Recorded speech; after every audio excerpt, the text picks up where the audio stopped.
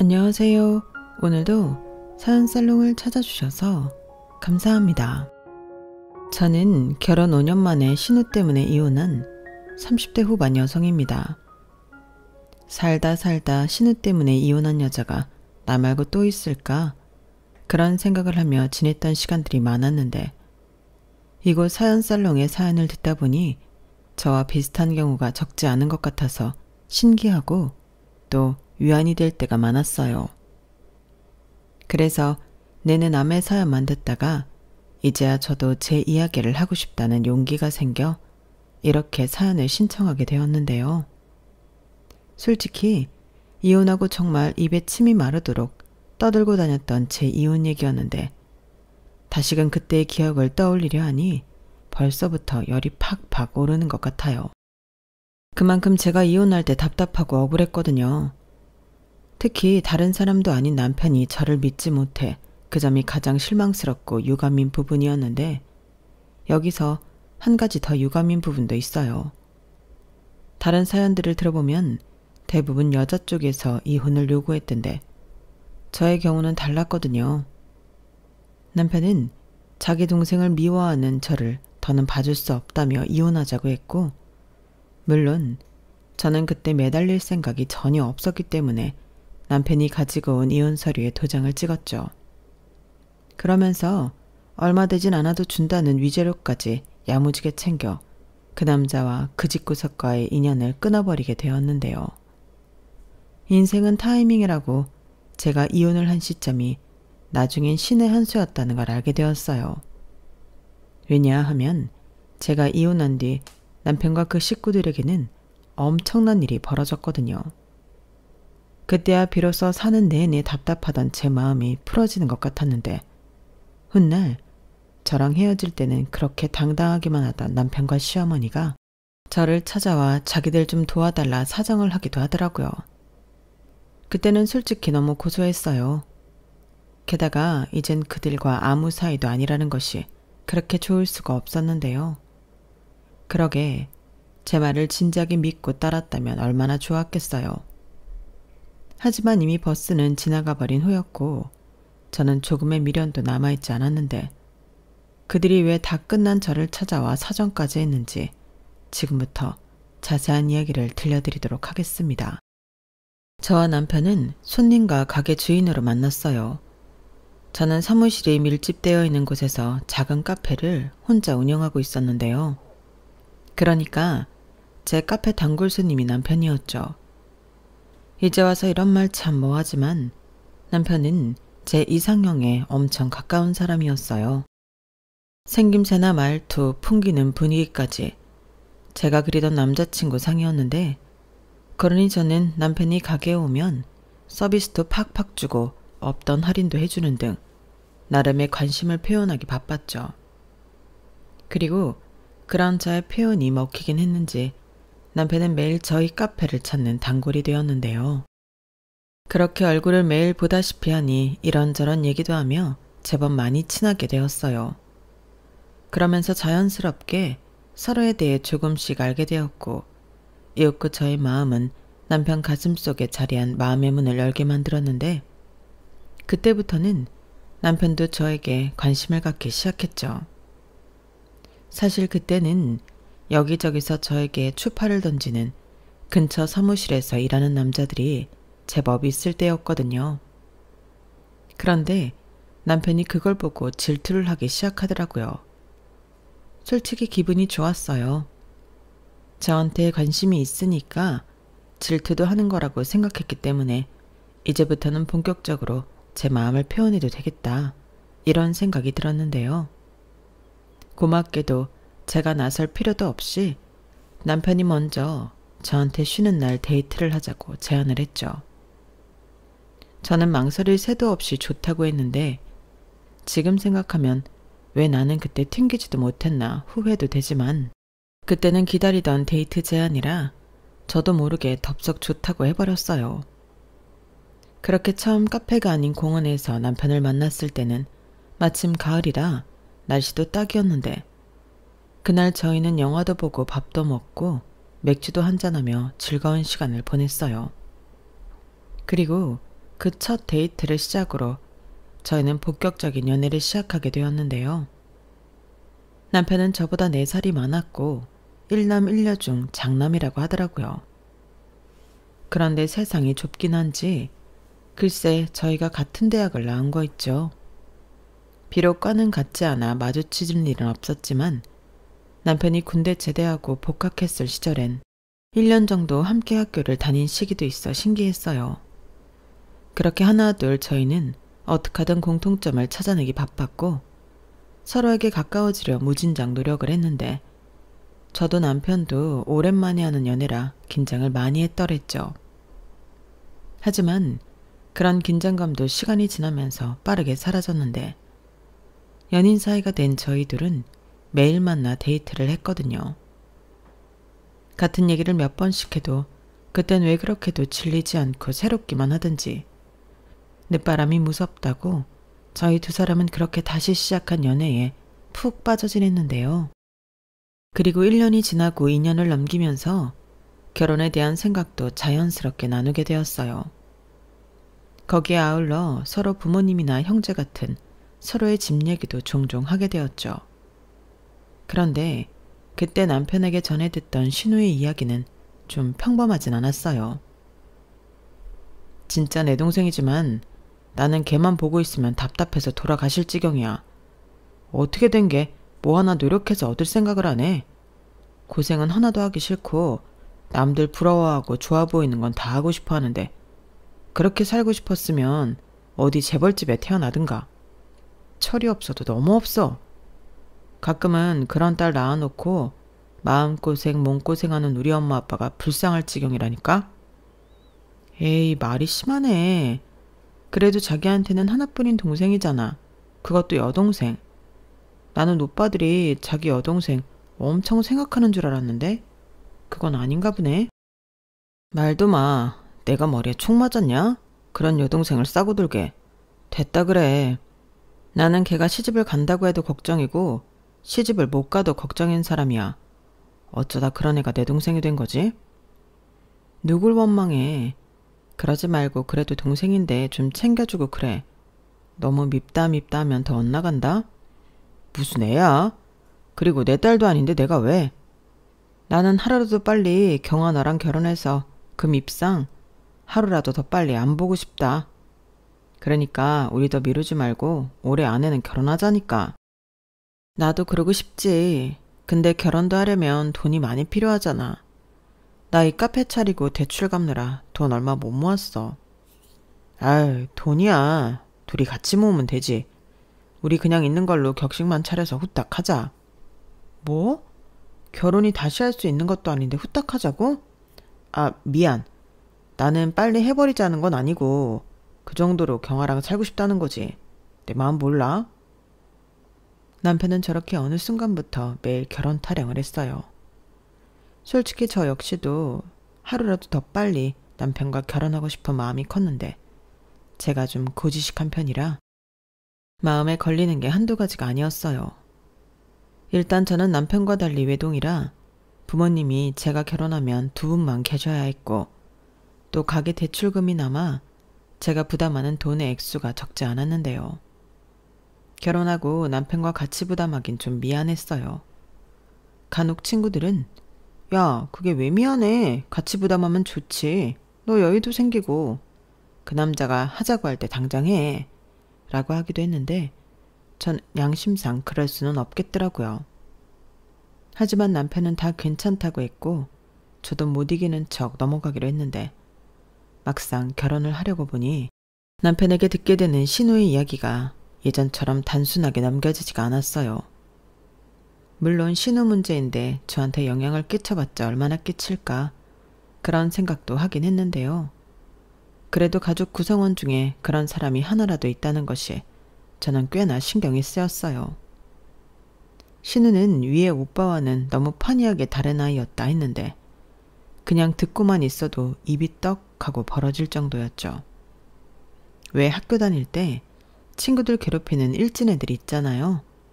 그런 것도 하고 가출은 뭐 자기 마음만 내키면 하는 필수 코스였다고 했는데 집안 물건도 많이 훔쳐다 자기 유흥비로 썼다 하더라고요. 그래서 한 번은 시아버님이 너무 열받아서 다 큰 딸 머리카락을 몽땅 잘라버렸다고 했는데 그럼 창피해서 집 밖에 안 나갈 줄 알았다가 가발을 뒤집어 쓰고 나가는 딸을 봐야만 했답니다. 그러니 공부를 잘했을 턱이 없고 어쩌다 쟤는 어떻게 먹고 살까 걱정이 많았던 가족들이라고 했는데요. 그래도 막내고 딸이라고 신경을 많이 쓰셨나 보더라고요. 그런데 그 방법이 잘못돼도 한참 잘못된 듯 했는데 혼내고 다그쳐도 고쳐지는 게 없으니 반대로 해달라는 대로 다 들어주고 어르고 달래며 문제를 일으키지 않도록 했답니다. 그러면서 망나니 같은 쟤도 크면 철들겠지 정신 차리겠지 그 희망으로 버텼다 했는데요. 하지만 사람 본성이라는 게 아무리 시간이 지난다고 달라지나요? 신우는 어른이 되고 나서는 가출은 하지 않았지만 몸만 컸지 하는 짓은 어릴 때랑 똑같아서 뭐든 때를 써서 얻고 싶은 걸 얻어냈다고 했어요.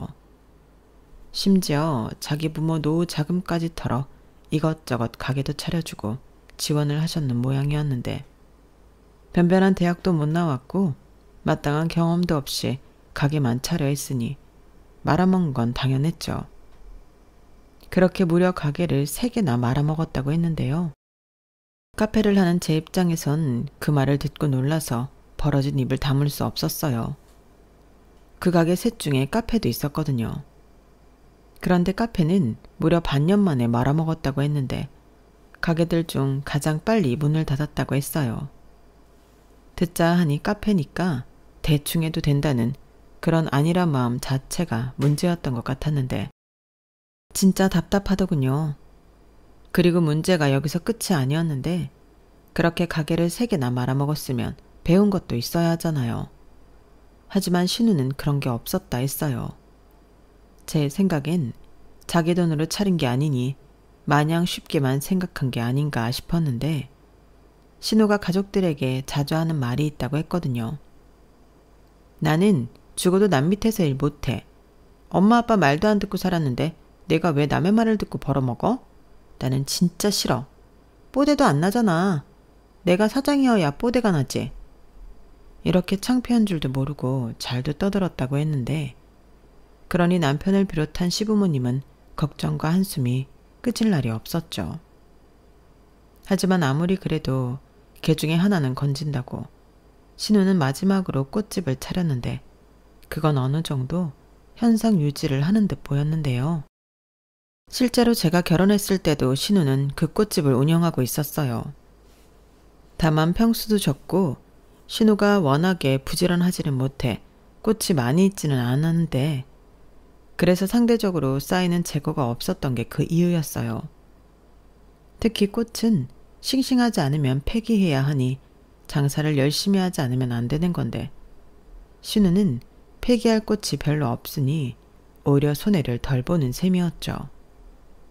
그렇게 문제가 많은 신우였기에 남편은 늘 아무렇지 않게 제 앞에서 자기 동생 욕을 했고 전에는 그래도 동생이니 잘해주라고 신우 편을 들던 저도 상황을 알게 되면서 그 말을 못하게 됐어요. 오히려 그런 망나니 같은 동생을 싸고 돌지 않는 남편이 다행이라고 생각했는데 그것도 아니더군요. 그걸 알았을 때는 결혼을 결심하고 남편이 모았다는 돈의 액수를 들었을 때였는데 저는 당연히 저보다 남편이 돈을 더 많이 모았을 거라고 생각했거든요. 그러니 저렇게 결혼 타령을 한다고 혼자만의 착각을 했는데 남편은 당시 모은 돈이 4천만 원가량밖에는 없었어요. 그에 반면 저는 가게세 내고 대출금 갚고 했는데도 8천만 원 정도 모았는데 어쩌다 보니 제가 남편보다 딱 2배 많은 돈을 갖고 있더라고요.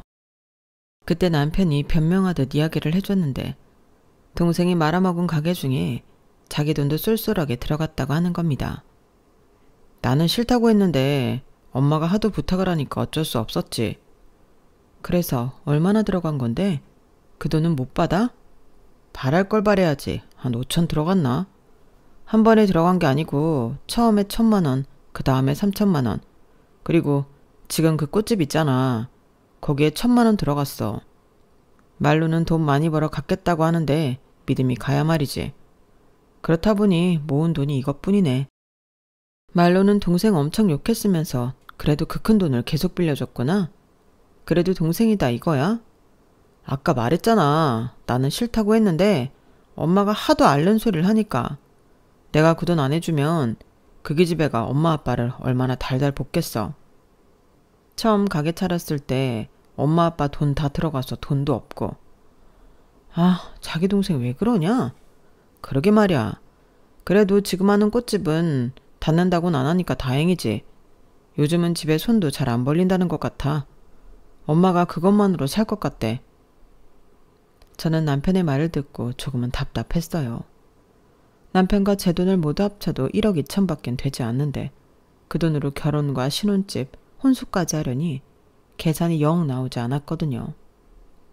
하지만 결혼하기로 마음을 먹은 이상 결혼을 포기하거나 미루고 싶진 않았는데요. 그래서 저는 남편에게 지나간 일은 어쩔 수 없는 일이고 앞으로는 절대 신우한테 금전적인 도움을 주지 않는다고 약속해달라고 했어요. 결혼을 한 뒤엔 우리가 번 돈이고 또 부부 공동재산인 만큼 그 약속은 꼭 지켜줘야 결혼을 할 수 있다고 말했는데 남편은 당연하다며 이제 일절 그럴 일은 없을 거라고 저에게 요구하지도 않은 각서까지 써주며 약속하겠다고 자기 뜻을 분명히 전했어요. 그래서 저는 그 각서를 믿고 남편과 결혼을 했는데요. 다만 결혼하고 보니 시부모님은 정말 돈이 없으시더군요. 전부 신우 뒤에 털어넣느라 그런 것 같았는데 그땐 괜히 제 마음도 좀 짠하고 그랬어요. 이제 내 시부모라고 생각해서 그런지 그간 얼마나 마음고생이 심하셨을까 그런 마음도 들고 나라도 실질적인 도움이 되는 좋은 며느리가 되어 드려야겠다 뭐 이런 생각도 하게 했었죠. 그러면서 동시에 신우가 그 꽃집이라도 계속 잘해서 부모님에게 빌린 돈을 갚았으면 좋겠다는 생각도 했었죠. 하지만 그런 것도 사람을 봐가면서 바라야 했는데 신우는 전혀 그럴 생각이 없어 보였어요. 오히려 그땐 시집을 잘 가야 한다는 어떤 강박증 같은 게 있었는데 듣자 하니 자기보다 못난 친구가 부자 남자랑 결혼해서 잘 사는 걸 보고 눈이 돌아 있더라고요. 그래서인지 제가 결혼할 때 친한 친구가 남자친구를 데려오자 그 남자가 마음에 든다고 꼴값을 떤 적이 있었는데요. 저한테 그 남자를 소개시켜달라고 말도 안 되는 소리를 했어요. 그 남자가 남편이랑 인사할 때 들었다며 그 남자 직업까지 알고 있더라고요. 그 남자는 제 친구와 결혼까지 약속한 약사였는데 직업도 너무 마음에 든다고 시어머니까지 동원해 저를 곤란하게 만들었어요. 솔직히 까놓고 다른 사람이라도 신우라면 소개해주기가 좀 그런데 친구 애인을 소개시켜달라니 얼마나 말도 안 되는 소리예요. 그런데 그때는 시어머니도 저한테 이상한 소리를 하셨어요. 아니, 결혼을 약속한 거지 결혼한 건 아니잖아. 그럼 소개시켜줄 수도 있지. 이렇게 말씀하셨는데 좀 충격이었어요. 그동안은 신우 빼고는 모두가 상식적이라고 생각했는데 그게 아닐지도 모른다는 생각이 들면서 무서워지더라고요. 그리고 한동안 그게 될 거라고 생각했는지 저를 계속 졸랐는데 그때 남편이 나서서 정리를 해주었어요. 작작 좀 해. 경아 좀 그만 괴롭혀. 그게 말이 되는 소리야? 만약에 경아 말 듣고 그 남자가 너를 만난다 치자. 그게 제정신인 남자 새끼냐? 그리고 내가 이 말을 안 하려고 했는데 그 친구가 교사라고 했지. 교사 여자친구 두고 왜 너를 만나? 이렇게 말했는데 분위기가 정말 장난 아니었죠. 너는 오빠라는 게 무슨 말을 그렇게 하니? 네 동생이 어디가 어때서? 이 정도면 인물 반반하고 지 가게도 하고 있는데 어디 내놔도 꿀리는 게 없지. 맞아. 오빤 진짜 이상해. 왜 맨날 나만 까내려? 나 플로리스트야. 지랄하고 있네. 꽃집 하면 다 플로리스트냐? 그럼 시장에서 화분 파는 아줌마도 플로리스트네. 아니지. 시골에서 농장하는 할머니들도 죄다 플로리스트다. 오빠! 시끄러워. 그냥 좀 소개팅 좀 시켜달라고 한 것뿐인데 이 난리를 피워야겠니? 너도 그래. 이제 시집 왔으면 우리 식구인데 친구가 대수야? 우리 은진이도 시집을 가야지. 어머니, 아무리 그래도 임자 있는 남자는 아니죠. 제가 주변에 아가씨 소개해 줄 만한 남자 있는지 생각해 볼게요. 언니, 그럼 직업 괜찮고 인물 반반하고 집안도 괜찮은 남자여야 해요? 아님 나 시집 안 가요. 저는 신우의 말에 기가 차서 콧방귀가 나오려는 걸 겨우 참았어요. 막말로 그런 조건을 가진 남자가 신우를 좋아할 리가 없는데 저런 말을 아무렇지 않게 하는 게 진짜 이상했어요. 그리고 저는 말만 그렇게 했을 뿐 신우한테 남자를 소개하고 싶은 생각이 없었는데요. 당연하죠. 나중에 무슨 원망을 듣게요. 그래서 연락이 올 때면 물색하고 있다, 알아보고 있다 이렇게만 얘기하고 피했는데 시어머니가 저한테 화를 내셨어요. 너 솔직히 말해. 너 우리 은진이한테 남자 소개해줄 마음 없지? 얘가 왜 이렇게 성의가 없어? 됐다. 관둬라. 그런 마음을 갖고 있는데 네가 소개해주는 남자 내가 믿음이 안 가? 라고 하시는데 욕은 먹었지만 속은 시원했죠. 그렇게 결혼 초반 말도 안 되는 억지에서 벗어날 수 있었는데요. 남편은 그 부분에 있어 저에게 굉장히 미안해했어요.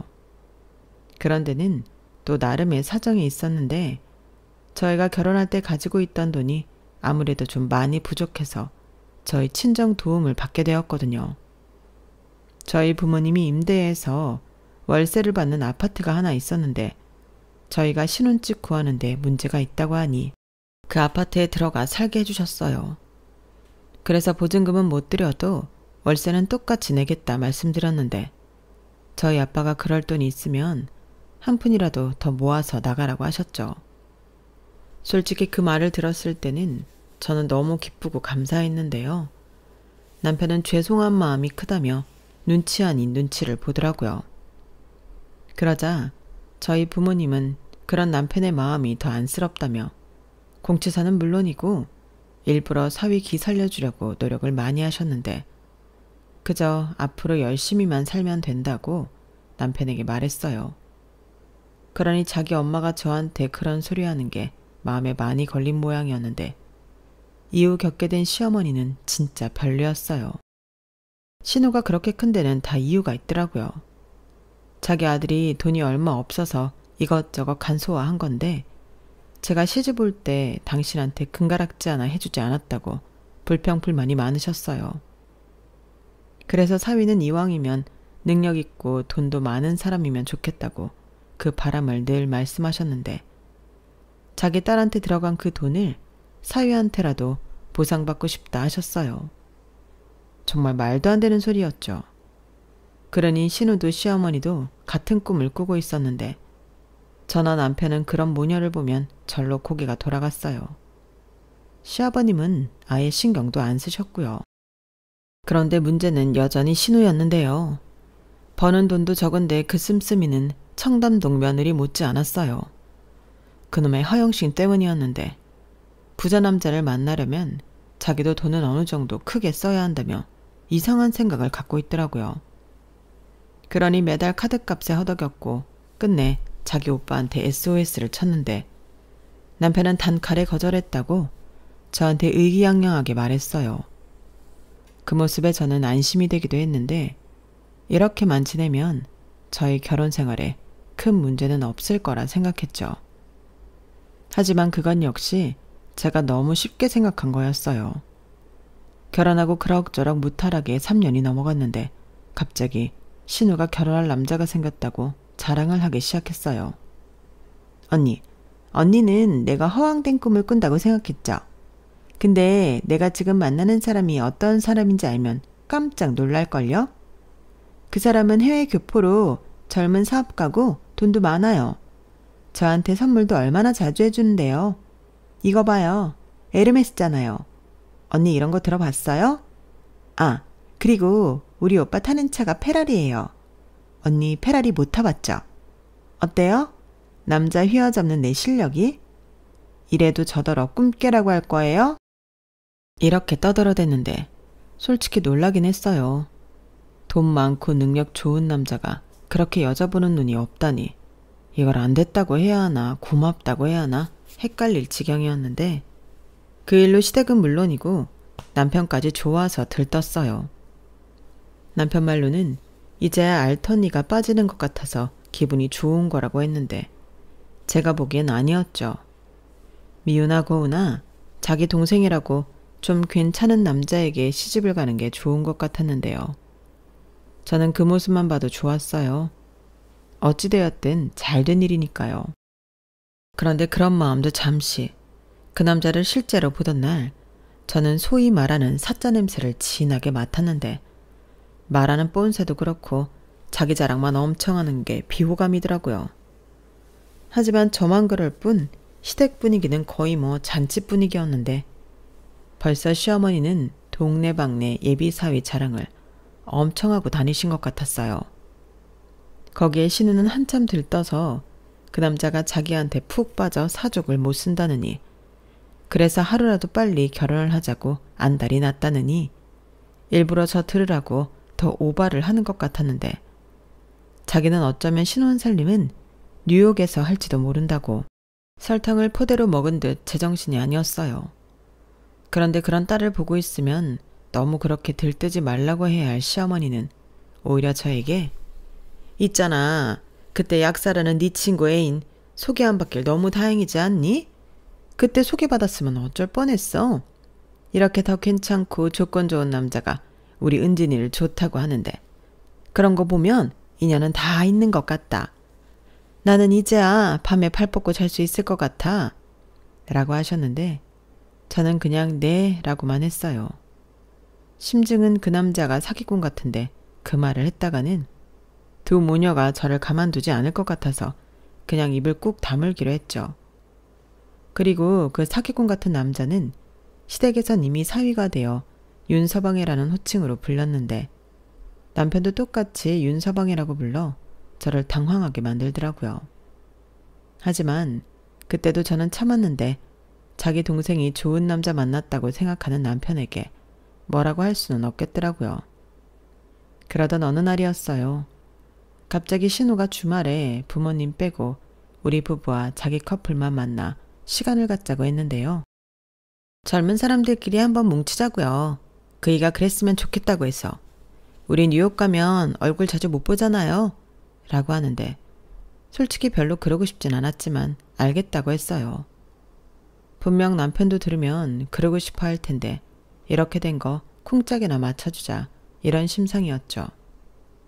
그런데 분위기 좋은 레스토랑에 저희 부부를 초대한 그 남자는 처음엔 정중하게 예의를 차리는가 싶더니 이윽고 자기가 교육 관련 콘텐츠 사업을 한다며 떠들어대기 시작했고 미국에 본사가 있다느니 어디에 특허를 받은 커리큘럼이니 하며 그 자리를 순식간에 사업 설명회 자리로 만들었는데요. 일단 그 모습에서 저는 별로였어요. 그런데 곧이어 그 남자가 저희 남편한테 투자를 생각해보라 권했고 저는 그 소리에 화들짝 놀라서 아니라고 나서서 거절을 했어요. 그러자 그 남자가 에휴 걱정하지 않으셔도 돼요. 솔직히 남한테 얘기하는 거 아까워서 형님한테 얘기하는 거예요. 어차피 우린 가족이니까. 왜 그런 말 있잖아요. 그렇게 좋으면 지가 하지. 이런 말처럼 그냥 우리가 하자고요. 이거 진짜 돈을 쓸어 담는 사업이에요. 벌써 미국에서는 대박이 났고 이번에 아시아 시장으로 넓혀가는데 나랑 우리 형이 한국 사람이라 한국부터 하는 거라니까요. 이거 글로벌 교육 사업이에요. 이런 소리로 남편 정신을 빼놓으려 하는데 저는 그럴 돈이 없다고 단칼에 거절해 보였어요. 그러자 남편이 그때는 어색하게 웃으며 넘어갔는데 집에 와서는 뭘 그렇게 정색하냐며 들어보니 괜찮은 것 같다고 저더러 투자를 하자고 저를 설득하려 하는 게 아니겠어요? 저는 당연히 됐다고 정말 사기꾼 같지 않냐며 싫다고 했는데 남편은 그럼 자기 동생이 사기꾼이랑 결혼을 하는 거냐고 기분 나빠하더군요. 순간 저도 아차 싶긴 했는데 제 느낌은 그랬기에 거기에 대고 아무 말도 하지 못했어요. 그렇게 저는 남편과 거리가 생겼고 남편은 불쾌하다는 듯 저와 밥도 먹지 않으려 했는데 난감했죠. 그리고 그 일의 시작으로 제가 이혼까지 하게 될 줄은 그땐 꿈에도 몰랐는데요. 그런 와중에 엄청난 우연도 있었어요. 글쎄, 저희 카페에 그 남자가 손님으로 왔었거든요. 보아하니 알고 온 건 아니고 근처가 사무실이라며 손님이랑 와서 장장 2시간 동안 이야기를 했는데 그때도 얼핏 들어보니 투자 권유를 하고 있었어요. 그러니까 남한테 얘기하는 게 아깝다는 건 순 거짓말이었는데 괜히 저한테 와서는 친한 척을 엄청 하더라고요. 그러면서 저기 빵이나 케이크 같은 것 좀 서비스로 주시면 안 돼요? 가족인데 라고 넋살을 부렸고 저는 황당했지만 몇 개 챙겨줬네요. 싫다고 하면 괜히 또 필요 없는 말을 오고 가야 하니 그런 게 싫었거든요. 그래서 먹고 떨어지라는 뜻에서 챙겨주고 빨리 가라 빨리 가라 마음속에서 주문을 외우고 있었죠. 그 이후에도 걸핏하면 제 카페에 와서는 공짜 커피와 디저트 메뉴를 부탁하더군요. 너무 어이가 없었죠. 돈도 많다고 하더니 무슨 공짜를 그렇게 밝히나요? 그래서 저도 커피는 줘도 디저트 메뉴는 안 된다고 딱 잘라 거절했어요. 이게 저희 카페 한정 메뉴라 무리로 계속 나가기에 무리가 있거든요. 아무리 가족이라고 해도 오늘부터는 어려울 것 같아요. 가족이니까 더 이해해 주셔야죠. 저희 카페에 자주 와주시는 건 감사하지만 이 이상 부담은 안 주셨으면 좋겠습니다. 이렇게 말하곤 그 남자가 얼굴이 새빨개지더니 알겠다고 하더라고요. 하지만 무슨 남자가 쫌생이 같은지 자기 여자친구인 신우이한테 고세를 못 참고 일러 바쳤고 신우는 전화로 저한테 이렇게 따졌어요. 언니, 진짜 치사하다. 그깟 케이크 나부랭이가 얼마나 비싸다고 우리 그이한테 그런 창피를 줘요? 우리 그이가 일부러 언니 장사 잘 되라고 가게 홍보도 엄청 하고 손님들 오면 일부러 데리고 가고 그랬다는데 사람이 왜 그렇게 못됐어요? 아가씨, 지금 나더러 못됐다고 했어요? 그럼 같이 장사하는 입장에서 매일 와서 공짜 꽃 달라고 하면 아가씨는 웃는 얼굴로 매일 줄 수 있냐고요? 네, 저는 매일 줄 수 있어요. 누굴 똑같은 취급을 해. 기분 나빠. 내가 앞으론 절대 언니 가게 가지 말라고 했으니까 장사 똑바로 해요. 뭐라고요? 지금 말 다 했어요? 저야 여기 안 온다고 하면 땡큐인데 아가씨야말로 정신 차려요. 능력 있는 사람이 거기에 돈도 많다는 사람이 커피랑 케이크 사 먹을 돈도 없어요? 어머어머? 누굴 지금 거지로 알아요? 말이 안 통하네. 내가 이래서 언니 싫어하는 거예요. 알긴 알아요? 아무튼 다음번엔 이렇게 안 넘어갈 거니까 조심해요. 저는 신우의 전화를 끊고 한동안 속이 부글부글 끓어서 표정 관리가 되지 않았어요. 가뜩이나 남편이랑도 냉랭한 분위기라 죽겠는데 꼴같자는 신우이한테 이딴 소리나 들으니 기분이 정말 뭐 같더라고요. 그리고 며칠 뒤 그 약사라는 남자랑 연애하던 친구가 드디어 결혼을 한다고 했어요. 축하해주는 자리에 전에 신우가 자기 남자친구한테 받았다는 에르메스 가방을 그 친구가 들고 왔더라고요. 그래서 순간 이거 우리 신우도 있는 가방인데 엄청 비싼 거라며? 라고 말했고 친구는 이상하다는 듯 고개를 갸웃거렸는데 그 친구의 말은 이랬어요. 이거 국내에 하나 들어왔어. 내가 이거 산다고 손을 얼마나 벌벌 떨었는데 근데 이걸 네 신우가 들었다고? 이상한데? 친구는 그렇게 말하더니 해외에서 사서 온 거 아니냐고 그럼 그럴 수 있다고 하면서 제 눈치를 살피는 것 같았어요. 사실 따지고 보면 그러던지 말던지 할 수 있는 일이니 친구는 그냥 좋게 넘기고 싶어하는 눈치더라고요. 그래서 저도 뭐 그런가 보네. 그 남자가 미국에서 왔대. 그때 사왔나 보지 라고 넘겼고 대신 친구의 가방을 이리저리 살펴보았네요. 그리고 신우가 걸핏하면 그 가방을 들고 다녔기에 신우 가방을 보게 되는 건 그리 어렵지 않았는데요. 확실히 친구 가방과 신우의 가방은 좀 달랐어요. 아는 만큼 보인다고 로고 자수도 그렇고 디테일한 바느질도 그렇고 확실히 신우 가방이 어딘가 좀 엉성하더라고요.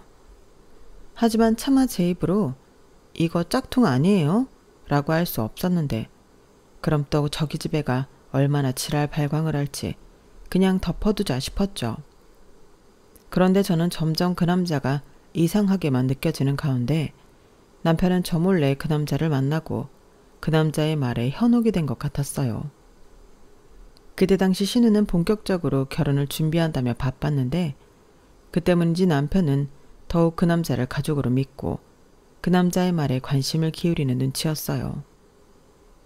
저는 이렇게 되면 나중에 우리까지 큰일 날 수 있다는 걱정에 휩싸였어요. 이미 마음을 뺏긴 남편에겐 제 말이 들리지 않더군요.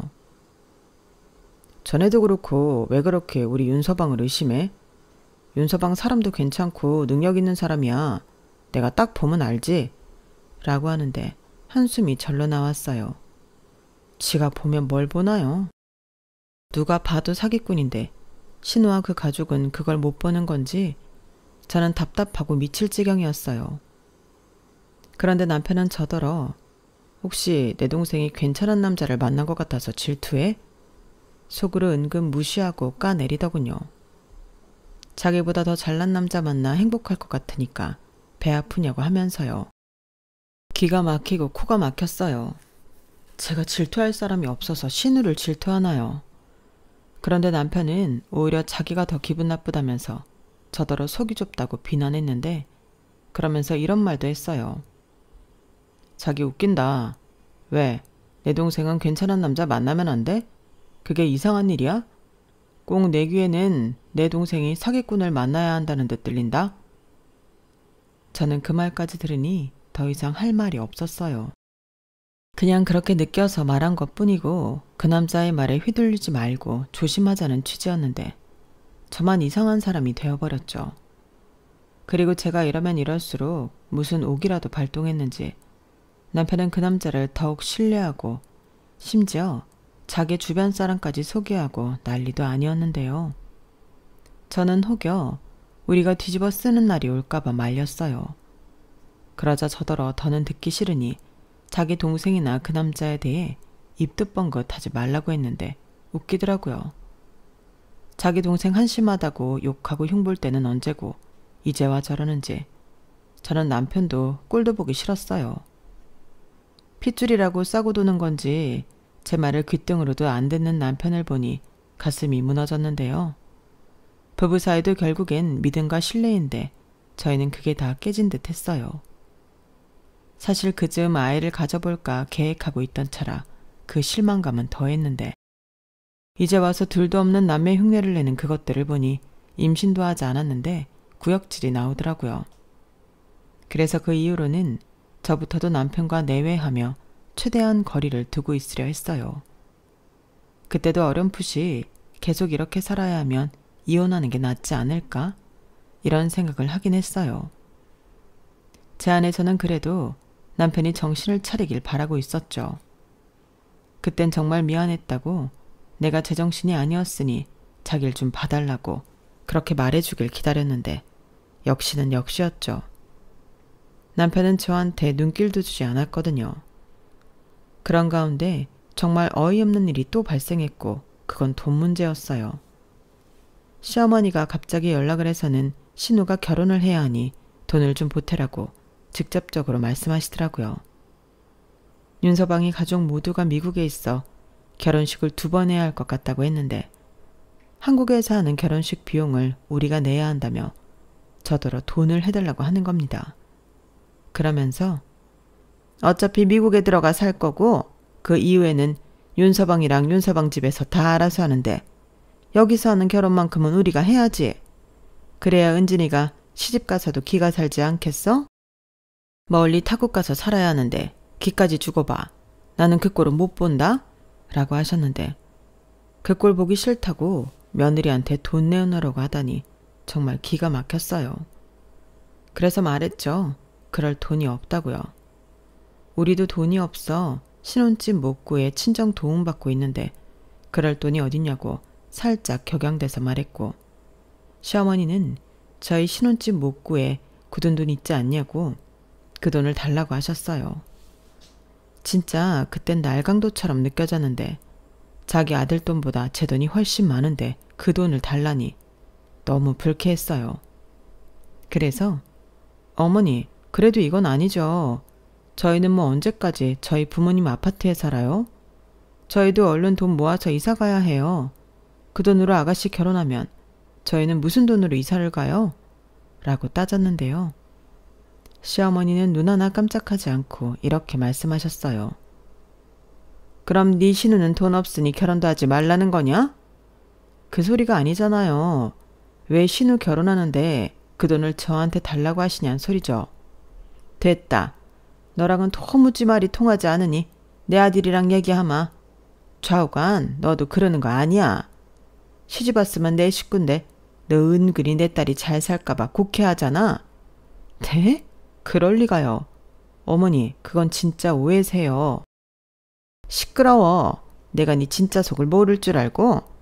아, 심보가 그렇게 고약하니 애도 안 생기는 거다. 저는 시어머니의 말에 충격을 받았어요. 애는 남편과 합의해서 그동안 갖지 않은 건데 시어머니는 제가 애도 못 갖는다고 생각하고 있던 것 같더라고요. 그리고 자기 엄마한테 연락을 받은 남편은 어차피 통장에 있는 돈 빌려줄 수도 있는 거지 않냐고 이참에 빌려주고 더 크게 받으면 된다고 했는데 저는 그런 불확실한 일에 동조할 수 없다고 선을 그었어요. 그러자 남편은 제가 너무 답답하다며 그럼 자기 돈이라도 빼달라고 하는데 저는 그것도 해줄 수 없다고 했어요. 한번 들어간 돈은 회수가 되지 않을 거라고 생각했기 때문에 네 돈 내 돈을 따질 필요가 없다 생각했는데요. 남편은 제가 안 된다고 하니 더 난리를 치더라고요. 그래서 제가 우리 결혼 전에 쓴 각서 잊었냐고 그동안 잘 갖고 있던 각서를 들이밀었는데 이건 그거랑 다르다고 남편은 한사코 자기 동생을 도와줘야 한다고 고집을 부렸어요. 그러면서 정 네가 싫다고 버티면 어쩔 수 없지. 우리 이혼해. 이혼하고 내 돈 다시 내놔. 라고 하는데 화가 머리 끝까지 올랐어요. 이혼을 하자고 해도 내가 해야 할 판에 이딴 소리를 내가 들었다니 이 상황을 견딜 수가 없었는데요. 저도 그때부터 이판사판이었어요. 그 사람 사기꾼 아닌지부터 확인해 봐야 되는 거 아니냐고. 네 동생은 결혼하는데 시댁 식구 얼굴도 안 보고 결혼하냐고 정신 차리라고 말해줬는데요. 역시나 제 말은 믿지 않더군요. 그저 제가 자기 동생을 질투하고 돈을 내놓기 싫어 버틴다고 생각했는데 저는 그런 소리나 들으며 그 집 며느리 노릇을 하는 게 싫더라고요. 그래서 이혼해 줄 테니 이혼 서류 가지고 오라고 했어요. 그러면서 이혼 서류에 도장 찍으면 그때 네 돈은 돌려주마 라고 했더니 그 다음날 정말로 남편이 이혼 서류를 가지고 왔더라고요. 저는 망설이지 않고 도장을 찍어줬고 꿀같잖았지만 우리 부모님 아파트에서 공짜로 살았고 이혼하자고 본인이 얘기한 거니 위자료를 내놓으라고 했는데 그때 남편이 알겠다며 저한테 1,000만 원을 줬어요. 솔직히 더 뜯어내고 싶었는데 워낙에 가진 돈이 적다 보니 여기서 더 달라고 하면 싸워야 할 것 같고 1,000만 원으로 만족했어요. 그리고 몸만 딸랑 나가면 되는 남편은 그 길로 자기 짐을 싸서 나갔는데요. 신우가 결혼하기 전에 저희가 이혼을 먼저 한 꼴이 되어버렸죠. 저희는 아이도 없고 혼인 기간이 그리 길지도 않았기 때문에 이혼 절차가 간소했거든요.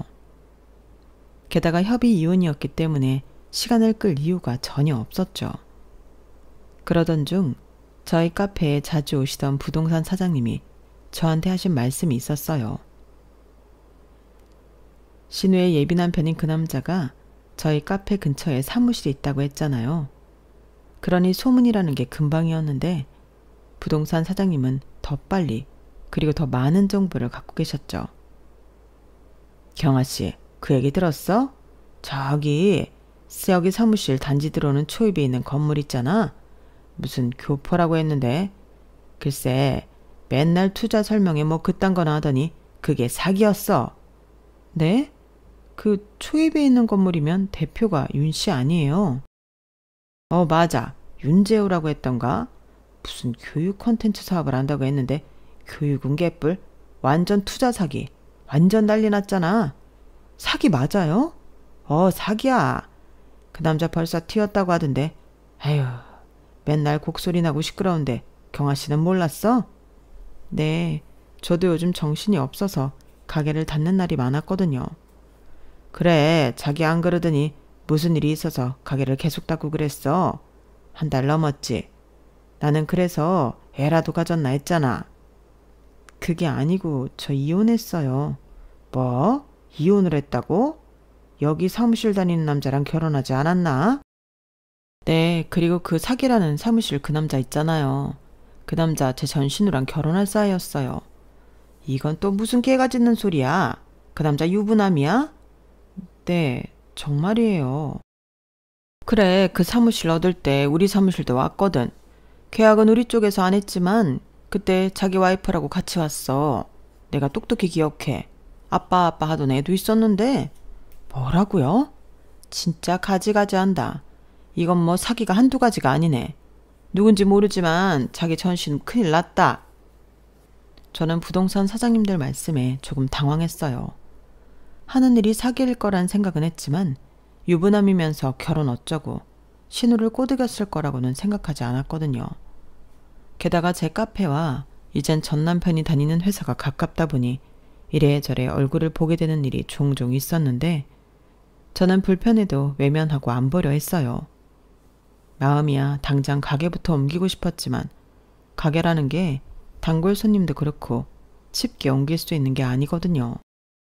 그런데 한편은 남편과 친했던 사람이 찾아와 저한테 전하지 않아도 될 이야기를 했는데 남편이 저랑 이혼을 하고 매제될 사람 사업에 투자한다며 큰돈을 대출받았다고 했어요. 그런데 그게 사기였으니 남편이 많이 힘들어한다며 은근슬쩍 저에게 그 이야기를 흘렸는데요. 저는 그러냐고 무미건조하게 대답했어요. 이혼한 마당에 별로 참견하고 싶지 않다고까지 말을 했는데 딱 봐도 남편이 뒤에서 저를 한번 떠보라고 시킨 것 같았거든요. 그래서 그런 얘기 불편하니까 하지 말아달라고 선을 확실하게 그어버렸는데 속으로는 쾌재를 불렀죠. 내가 그렇게 사귀라고 했는데 내 말을 무시한 남편과 시댁 사람들이 너무 쌤통이었어요. 저랑 헤어질 때 남편이 분명 그랬거든요. 너 나중에 나 투자 대박 나서 돈방석에 앉고 세장가 갈 때 땅 치고 후회하지 마. 이렇게 말했는데 후회는커녕 너무 다행인 거 있죠? 타이밍도 어쩜 그렇게 딱 일 터지기 전에 이혼 서류에 도장을 찍었는지 이거야말로 하늘에서 조상신이 도왔다고 말해도 과언이 아니었는데 남편은 거꾸로였죠. 자기 갖고 있던 돈도 다 날리고 빚까지 져서 빚더미에 올랐으니 아주 패가망신했을 텐데 그때 한편으로 궁금한 게 하나 있었어요. 유부남이라는 그 남자가 돈 가지고 튈 때 과연 신우는 어떻게 되었을까? 그게 너무 알고 싶더라고요. 하지만 이혼한 마당에 직접적으로 물어볼 순 없었고 신우가 하던 꽃집 근처에도 가봤는데 가게는 이미 문이 닫혀 있었어요. 그리고 임대문이라고 붙어있는 걸 봐서는 가게도 접은 것 같았는데요. 제가 걸음을 옮기려는 순간 시어머니와 마주치게 되었죠. 정말 어색하고 죽을 것 같더라고요. 그런데 시어머니는 달려와 제 손을 꼭 잡았는데 무슨 동아줄이라도 잡은 듯 제 손을 아주 꼭 잡으셨어요. 잘 왔다. 너도 우리 걱정돼서 온 거지? 네? 그럴 리가요. 아니에요. 아니라고 해도 네 마음 다 알아. 네가 우리를 좀 걱정했어? 그때 네 말을 들었어야 했는데 그놈이 그렇게 악질적인 사기꾼인 줄도 모르고 우리 딸 인생 어쩌면 좋니? 왜요? 결혼식 올렸어요? 결혼식은 무슨 그놈이 글쎄 애 딸린 유부남이란다. 아주 사기를 쳐도 어떻게 그런 걸 사기치니? 아 그러게요. 가족이니 뭐니 그런 말 할 때 알아봤어야죠. 그러게나 말이다. 네 말을 들었어야 했는데 우리 집 그놈한테 다 털렸어. 결혼자금이다 투자자금이다. 집까지 담보 잡아서 돈 끌어다 썼는데 이를 어쩌면 좋니? 평소에 저는 촉이 좀 좋은 편이에요.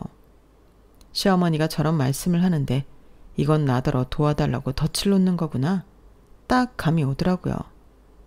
그래서 시어머니 손을 얼른 뿌리치고 유감이라고. 근데 이제 다 지난 일이니 저랑은 상관없는 말씀이라고 도망치듯 그 자리를 피했는데 그 다음날 남편이 무슨 소리를 들었는지 제 카페에 자기 엄마를 데리고 나타났어요. 그때는 마치 저승사자를 본 듯 저도 깜짝 놀랐는데 남편이 다짜고짜 무릎을 꿇고 빌기 시작하더라고요. 자기들 전부 길거리에 나앉게 생겼다며 저도 도와달라고 했는데 제가 미쳤나요? 싫다고 바로 거절했죠. 그러자 그럼 자기가 줬던 위자료라도 돌려달라고 하는데 어이가 없었습니다. 누가 위자료를 줬다가 뺐나요? 자기가 저랑 이혼할 때 자기는 더 큰 돈 벌 거라고 선심 쓰듯 줘놓고 이제 와서 그 돈이 아쉬워 저러는 꼴을 보니 웃기더라고요. 그러면서 남편도 시어머니도 자기 동생 자기 딸 탓만 하며 욕을 하는데 이 모든 게 다 자기들이 아닌 신우 때문이라고 화살을 돌리기 바빴어요. 그 모습을 보는데 진짜 마음이 안 좋더라고요. 자기들한테 이익이 될 때는 그렇게 싸고 돌더니 이젠 그 탓을 하면서 이런다는 게 제 가족이 아니라 다행이라는 생각마저 들었는데요. 이유가 뭐가 됐든 제 대답은 똑같았어요. 싫다는 거였죠. 그리고 또다시 제 가게에 와서 궁상을 떨면 그땐 영업방해로 경찰에 신고한다고 엄포를 놨는데요. 남편은 자기 돈만 내놓으면 여기 올 일 없다고 큰소리 쳤어요. 그래서 그게 왜 네 돈이냐고, 위자료를 줬으면 내 돈이라고, 정 그렇게 가져가고 싶으면 법으로 하라고 하며 경찰에 신고를 했어요. 아마 그 인간도 알았던 것 같아요. 저한테 준 그 알량한 돈을 받아낼 수 없다는 걸요. 그러니 이렇게 생떼를 부리는 건데 저를 만만하게 본 것 같아 더 기분이 나빴어요. 그리고 그때가 가게 계약이 끝나서 연장을 할지 말지 고민해야 할 시점이었는데요. 저는 과감하게 연장을 안 하기로 마음먹었어요. 이렇게 저렇게 저 사람들과 엮이는 것도 싫고 저도 좀 재충전하는 시간을 갖고 싶었는데 그래서 하루라도 빨리 가게를 빼려 했었죠. 그리고 다행히 금방 제 카페를 인수하겠다는 작자가 나타났고 저는 그렇게 정든 카페를 정리하고 나올 수 있었어요. 그 뒤 한동안은 여행도 다니고 다시 베이킹도 배우면서 저는 제 미래를 준비했는데 그래서 현재는 다른 곳에서 좀 규모 있게 카페를 하고 있습니다. 오전 시간에는 브런치도 함께 판매를 하고 있는데 현재까지 반응이 괜찮아요. 그래서 요즘은 다시 일하는 재미에 빠져 살고 있는데요. 저는 단언컨대 누구들처럼 허황된 꿈에 매달리지 않고 제 힘으로 제 인생을 책임지고 살 겁니다. 세상엔 거저러 얻는 건 없다고 생각하거든요. 그리고 제가 땀 흘려 얻은 것만이 진짜 내 것이라고 생각하는데 그 인간들도 저 같은 생각을 했다면 그렇게 사기를 당하고 거짓골이 되진 않았겠죠. 다행히 그 난리 이후 저는 그 인간이 어쩌고 사는지 모르고 지내고 있는데 앞으로 영원히 모르고 살길 바라는 바입니다. 한때는 제 이상형이라 좋아했고 또 결혼해서 행복한 가정을 꿈꾸기도 했지만 우리는 백년해로와 인연은 아니었나 봐요. 한편으로는 그게 좀 씁쓸하기도 한데 어쩔 수 없죠. 다음을 기약하는 수밖에요. 제 나이가 그래도 아직은 젊은 편인데 나중에, 아주 나중엔 진짜 제 가치를 알아주고 제가 하는 말에 귀 기울여주는 그런 좋은 사람을 만나길 기대해 봅니다. 이상 제 이혼 사연은 여기까지예요. 제 이야기 어떻게 들으셨나요? 부디 제 사연에 공감하며 들어주셨길 바라며 저는 여기서 마무리 인사를 전하겠습니다. 지금까지 사연 들어주셔서 감사하고요. 늘 여러분의 인생에 좋은 일만 가득하길 진심으로 바랄게요. 안녕히 계세요. 여러분, 사연 댓글에 응원과 현명한 조언 부탁드려요. 좋아요와 구독은 저에게 큰 힘이 됩니다. 오늘도 좋은 일 가득하세요.